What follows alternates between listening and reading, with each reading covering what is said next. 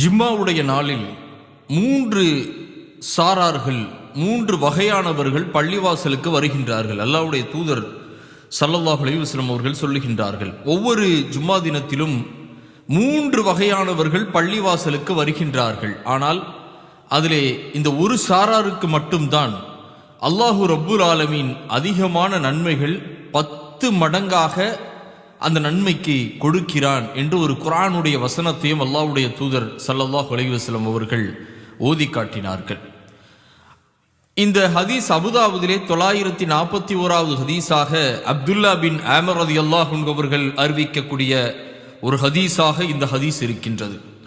எங்களுடைய தோழர் முஹம்மது நபி ஸல்லல்லாஹு அலைஹி வஸல்லம் அவர்கள் கூறினார்கள், 3 வகையானவர்கள் ஜும்மாவிற்கு வருகின்றார்கள்.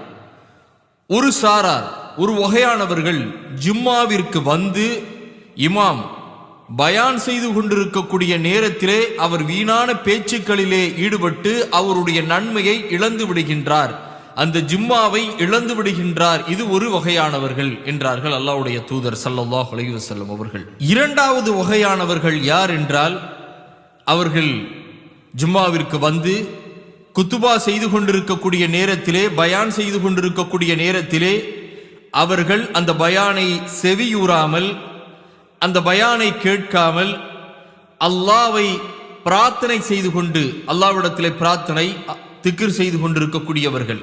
அல்லாஹ் நாடினால் அவர்களுக்கு நன்மையை தருவான். ஆனால் ரசூல் ஸல்லல்லாஹு அலைஹி வஸல்லம் அவர்கள் சொல்லுகின்றார்கள், இந்த 3வது வகையானவர்களுக்கு நிச்சயமாக நன்மை இருக்கிறது. இதற்கு முன்பாக திக்ர் செய்தால் அல்லாஹ் நாடினால் தருவான். ஆனால் குத்துபா என்பது மிக முக்கியம். ஒரு ஜும்மாவிலே பயான் என்பது மிக முக்கியம். பல ஹதீசுகள் இருக்கிறது, ஜும்மாவில் பயான் கேட்பது அவ்வளவு நன்மை. ஆனால் நாம் பல பேர் அதை வீணடித்து விடுகிறோம். இந்த 3வது வகையானவர்களையும் நாம் பார்க்கலாம், அவர்களுக்கு எப்படிப்பட்ட நன்மை கிடைக்கிறது என்பதையும்.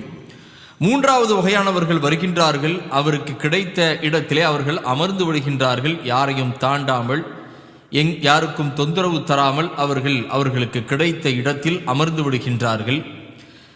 அடுத்ததாக அந்த ஜும்மாவினுடைய பயானை கேட்கிறார்கள். இந்த ஜும்மாவுக்கும் அடுத்த ஜும்மா வரைக்கும், அது மட்டுமல்லாமல் வரக்கூடிய 3 நாட்களுக்கும் அவர் செய்த சிறு பாவங்களுக்கு பரிகாரமாக இந்த ஜும்மா அவருக்கு அமைந்து விடுகிறது.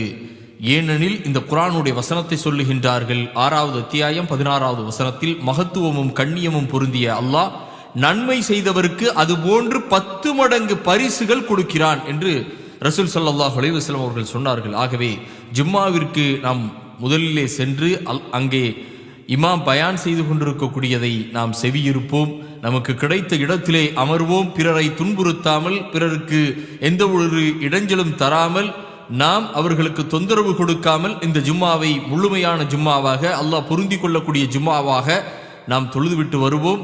இன்ஷா அல்லாஹ் அதற்குரிய கூலி அல்லாஹ் 10 மடங்காக தருகிறான். இந்த வாய்ப்பை பயன்படுத்திக் கொள்ளுங்கள் இன்ஷா அல்லாஹ்.